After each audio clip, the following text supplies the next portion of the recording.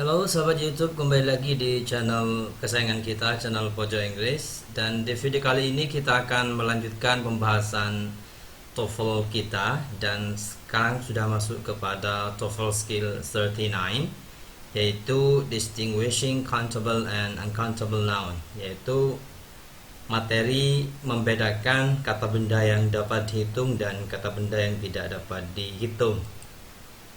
Dalam bahasa Inggris, noun berdasarkan jumlahnya dibagi menjadi dua bagian.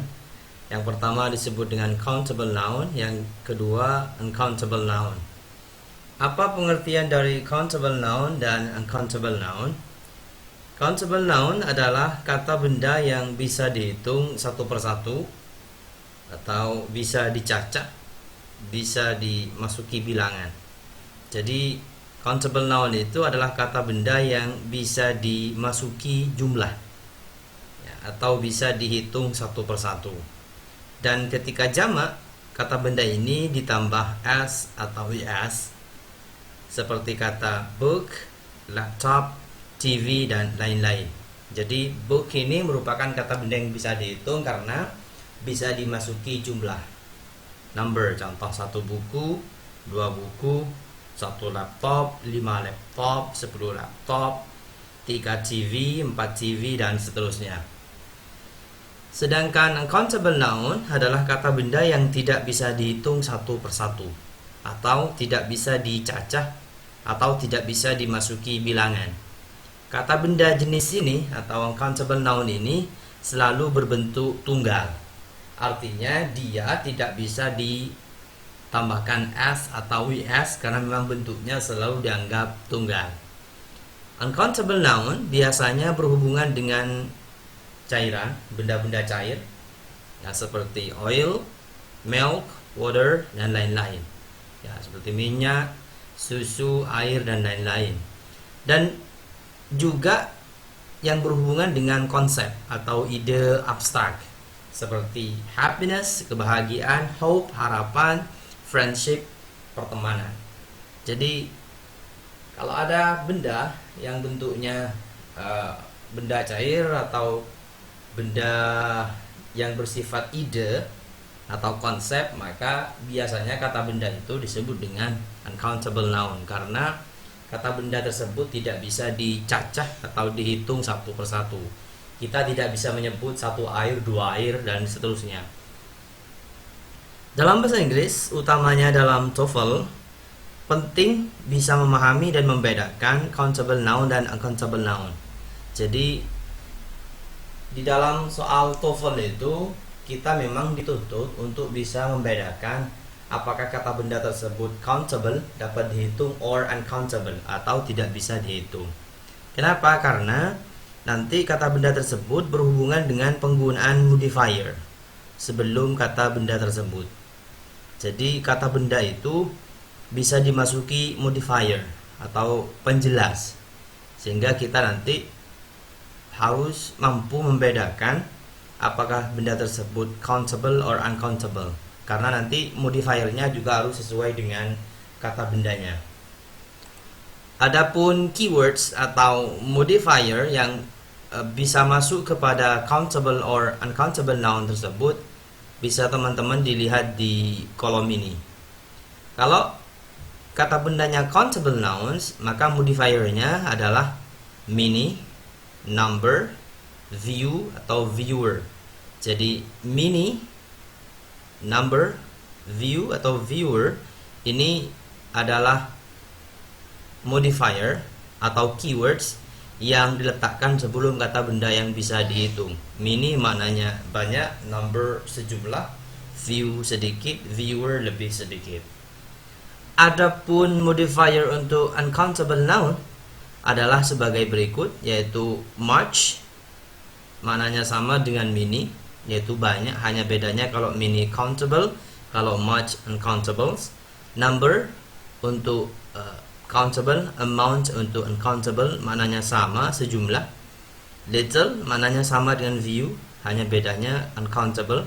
Dan less juga sama maknanya dengan viewer, hanya bedanya adalah dia terletak sebelum uncountable noun.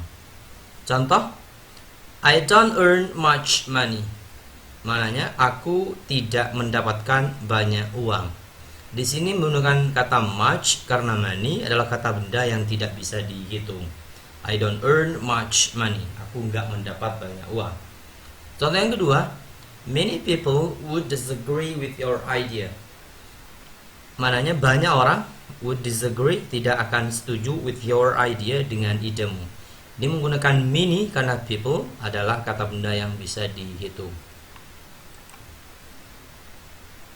Ada beberapa daftar kata benda yang kadangkala countable di dalam bahasa yang lain, tetapi di bahasa Inggris menjadi uncountable. Jadi di sini ada daftar kata benda. The following nouns are countable in other language. Kata benda di bawah ini adalah kata benda yang dapat dihitung di bahasa yang lain, but uncountable in English, tetapi menjadi kata benda yang tidak dapat dihitung di dalam bahasa Inggris. Bisa teman-teman lihat daftarnya di sini, ada advice, ada anger, ada courage, ada damage, ada equipment, fun, homework, ignorance, information, knowledge, leisure, luck, money, music, news, passion, information, poetry, poverty, dan progress. Ini adalah kata benda yang jenisnya tergolong uncountable noun di dalam bahasa Inggris, namun di dalam bahasa yang lain ini menjadi kayak dapat dihitung. Contoh seperti money dalam bahasa Indonesia seolah-olah bisa dihitung. Ya, ada 1000, 2000, 3000 atau satu lembar 100.000, dua lembar 2000 dan seterusnya. Tetapi dalam bahasa Inggris ini dianggap menjadi kata benda yang tidak dapat dihitung. Seperti information, satu informasi, dua informasi, ini seolah-olah countable, tapi di dalam bahasa Inggris uncountable, tidak dapat dihitung. Contoh, kita analisis, ada kalimat, the last time you take on the assignment, the last page you will complete. Di sini time tergolong kata benda yang tidak dapat dihitung, time. Maka penggunaan the last ini sudah tepat ya. The last sudah tepat.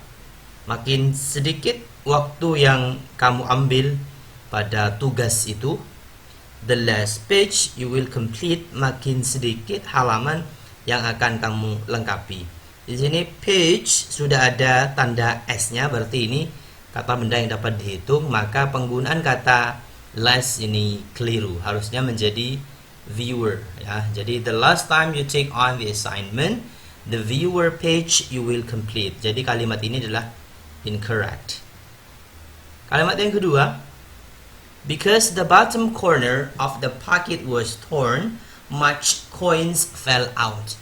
Ini ada kata coins, sudah ada S-nya, berarti kata bendanya countable atau bisa dihitung, maka penggunaan kata much tidak tepat, maka harusnya diganti dengan many. Berarti kalimat yang kedua ini juga incorrect, menjadi harusnya because the bottom corner of the pocket was torn, many coins fell out.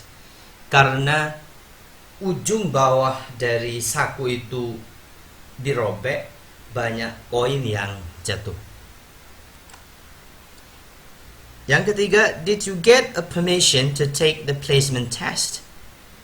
Kata di sini ada modifier berupa a, dan di sini ada kata permission.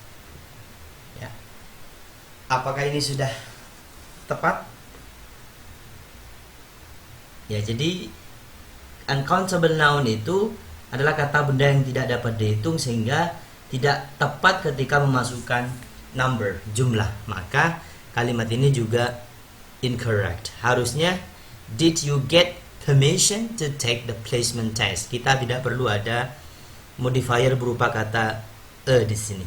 Kenapa? Karena permission merupakan kata benda yang tidak dapat dihitung, sehingga tidak bisa dimasukkan jumlah yang berupa angka 1, 2, 3 dan seterusnya. Contoh yang keempat, after the strike the company dismissed many employees. Maknanya setelah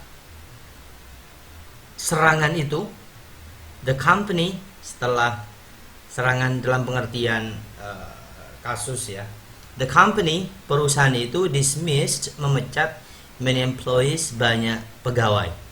Di sini sudah ada tanda is, berarti ini juga countable.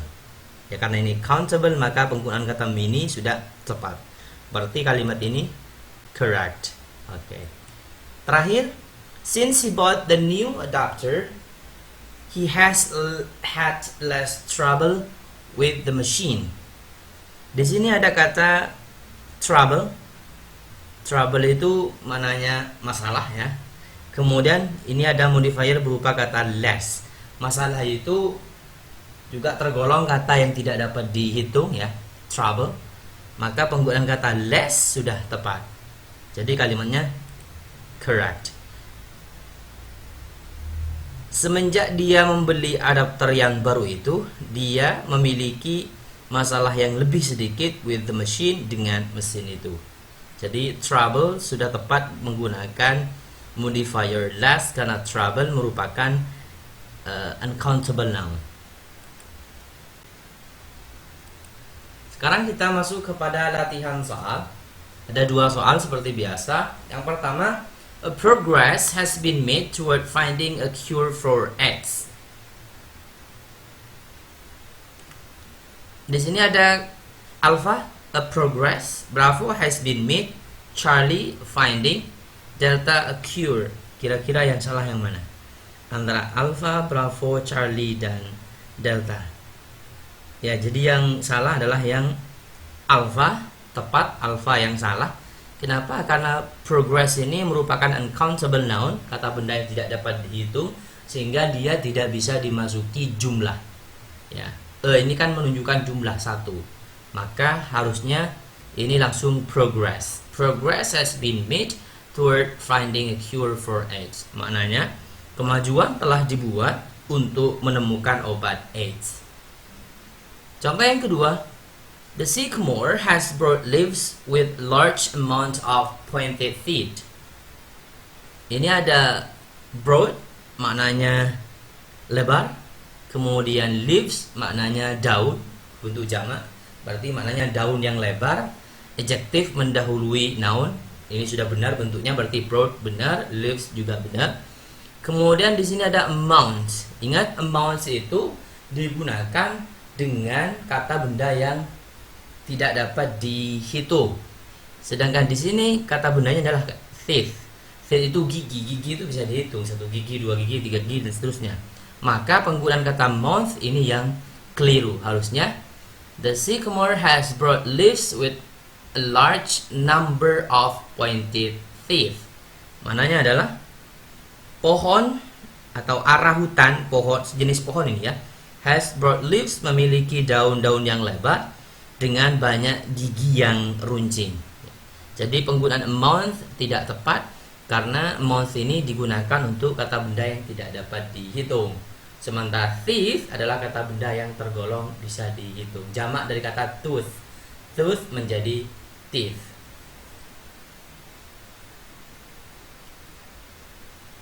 Itu saja barangkali untuk pembahasan materi kita. Untuk materi penggunaan countable dan uncountable ini sangat penting bagi teman-teman, karena ada kalanya memang di dalam soal TOEFL written expression soal model ini seringkali muncul.